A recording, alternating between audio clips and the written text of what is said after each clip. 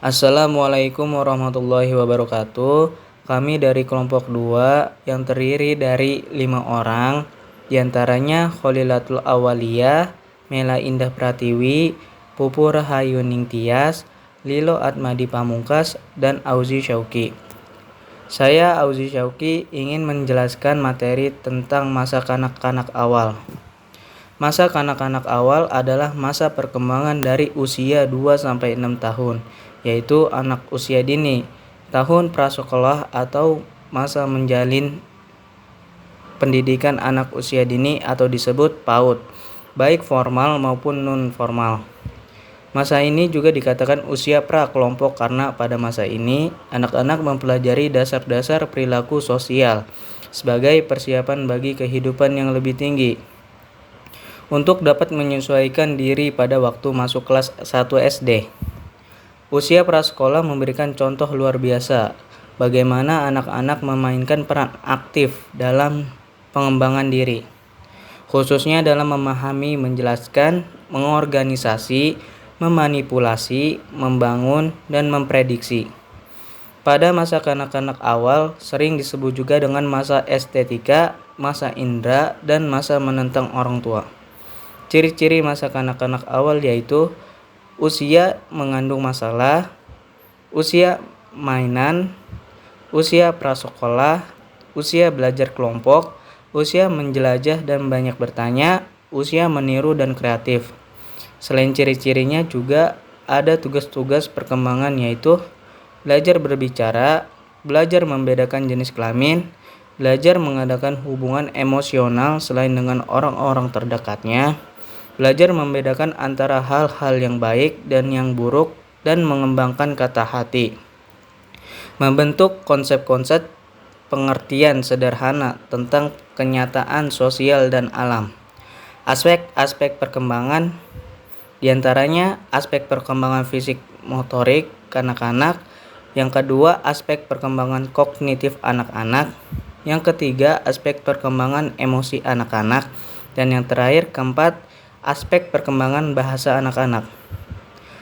Materi selanjutnya akan dijelaskan oleh Kak Mela. Selanjutnya saya akan menjelaskan tentang perkembangan fisik motorik anak usia 2-6 tahun. Perkembangan fisik merupakan dasar bagi kemajuan perkembangan berikutnya. Dengan meningkatnya pertumbuhan tubuh baik berat badan maupun tinggi badan serta kekuatannya, memungkinkan anak untuk lebih aktif dan berkembang keterampilan fisiknya, dan juga berkembangnya eksplorasi terhadap lingkungan tanpa bantuan orang tuanya. Menurut Harlock 1998, aspek perkembangan fisik perkembangan motorik merupakan perkembangan pengendalian gerakan jasmaniah melalui kegiatan pusat saraf, urat saraf, dan otot koordinasi. Pada masa kanak-kanak awal, rata-rata anak bertambah tinggi 6,25 cm setiap tahun dan bertambah berat 2,5 sampai 3,5 kg setiap tahun. Postur tubuh anak pada masa kanak-kanak awal berbentuk gemuk, berotot, dan relatif kurus. Keterampilan motorik anak terdiri atas keterampilan motorik kasar dan keterampilan motorik halus. Keterampilan motorik anak pada usia 4-5 tahun lebih banyak berkembang pada motorik kasar.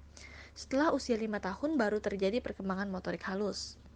Di usia anak 30 bulan atau 2 tahun 6 bulan, anak sudah belajar menyeimbangkan tubuh dengan mengangkat satu kaki selama 1-2 detik. Ini merupakan salah satu kemampuan motorik anak balita. Ia juga sudah bisa mengambil barang di lantai dengan menekuk lututnya seperti sedang squat atau jongkok. Pada usia 3-4 tahun, anak-anak masih suka jenis gerakan sederhana seperti belajar sepeda roda 3, berenang, berjingkrak-jingkrak, dan berlari ke sana kemari. Pada usia 5 atau 6 tahun, anak-anak bahkan lebih berani mengambil resiko dibandingkan ketika mereka berusia 4 tahun. Mereka lebih percaya diri melakukan ketangkasan yang mengerikan seperti memanjat suatu objek, berlari cepat, melompat, dan suka berlomba dengan teman sebayanya. Sebagian besar anak-anak juga sudah pandai melempar dan menangkap bola. Santrock mengemukakan bahwa keterampilan motorik halus melibatkan gerakan yang diatur secara halus, seperti menggunting, dapat membentuk tanah liat, bermain membuat kue-kue dan menjahit, mewarnai dan menggambar dengan pensil atau krayon. Perkembangan keterampilan motorik halus pada anak mencakup kemampuan anak dalam menunjukkan dan menguasai gerakan-gerakan otot-otot indah, dalam membentuk koordinasi, ketangkasan, dan kecekatan dalam menggunakan tangan dan jari jemari. Contohnya pada anak usia 3 tahun telah mampu membangun menara balok yang tinggi. Setiap balok ditempatkan dengan susunan yang bagus, tetapi sering ketinggiannya itu masih miring.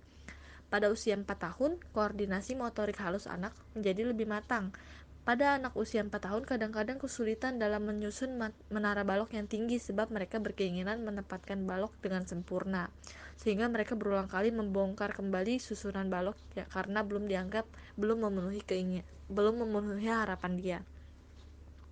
Pada usia 5 tahun, koordinasi motorik halus anak terus meningkat. Tangan, lengan, dan jari semua bergerak di bawah perintah mata. Menara sederhana tidak lagi menarik minat anak. Mereka sekarang ingin membangun sebuah rumah atau tempat ibadah lengkap dengan menaranya. Aspek perkembangan kognitif anak. Aspek perkembangan kognitif tahapan perkembangan sesuai dengan teori Piaget adalah 1. Tahap sensori motor usia 0 sampai 2 tahun. Pada masa ini, kemampuan anak terbatas pada gerak-gerak refleks, bahas awal, waktu sekarang, dan ruang yang dekat saja. 2. Tahap praoperasional usia 2 sampai 7 tahun. Masa ini kemampuan menerima rangsangan terbatas. Anak mulai berkembang kemampuan bahasanya, walaupun pemikirannya masih statis dan belum dapat berpikir abstrak. Persepsi waktu dan tempat masih terbatas. 3.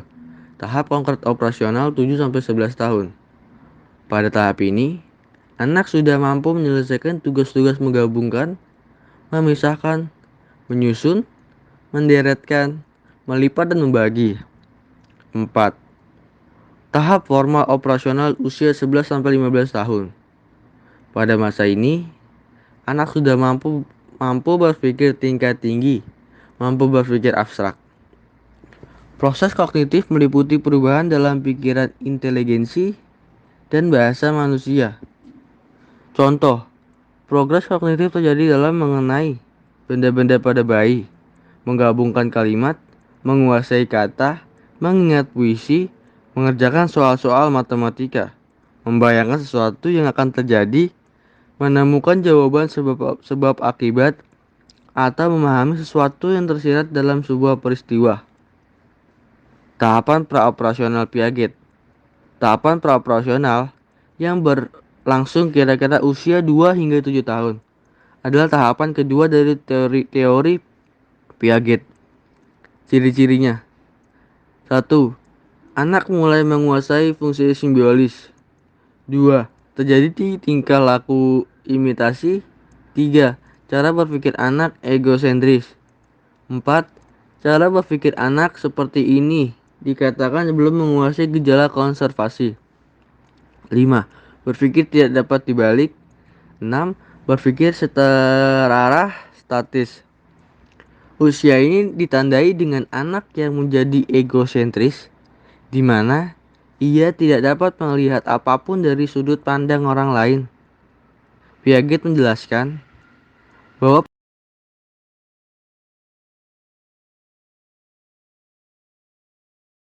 aspek yang ketiga yaitu aspek perkembangan emosi anak-anak. Proses sosial emosi merupakan perubahan dalam hubungan manusia dengan orang lain, perubahan emosi, dan perubahan dalam kepribadian. Bayi belajar tersenyum kepada ibunya dan orang-orang di sekitarnya. Anak laki-laki berkelahi dan berteman dengan teman sebayanya. Perkembangan perasaan anak-anak terhadap temannya yang berbeda jenis kelamin, perkembangan sikap sosial dan antisosial pada anak-anak dan remaja, merupakan bagian dari proses sosial emosional dalam perkembangan manusia.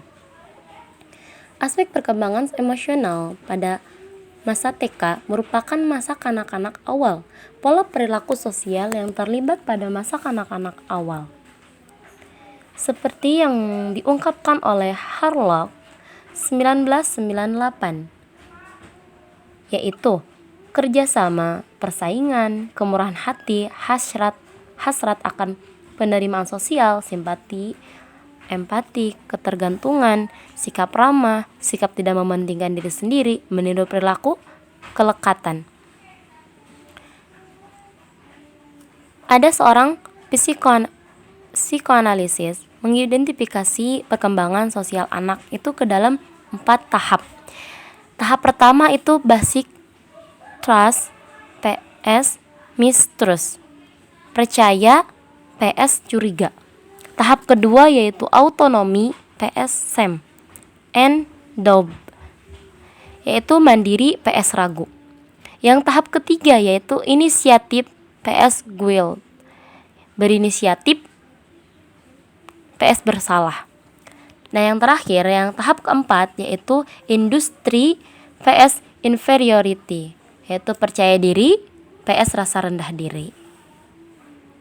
Oke, untuk selanjutnya adalah perkembangan bahasa kanak-kanak. Bahasa adalah aspek perkembangan penting pada anak usia dini, yang dimana anak akan belajar menyimak, berbicara, membaca, dan menulis sesuai dengan tahap perkembangannya.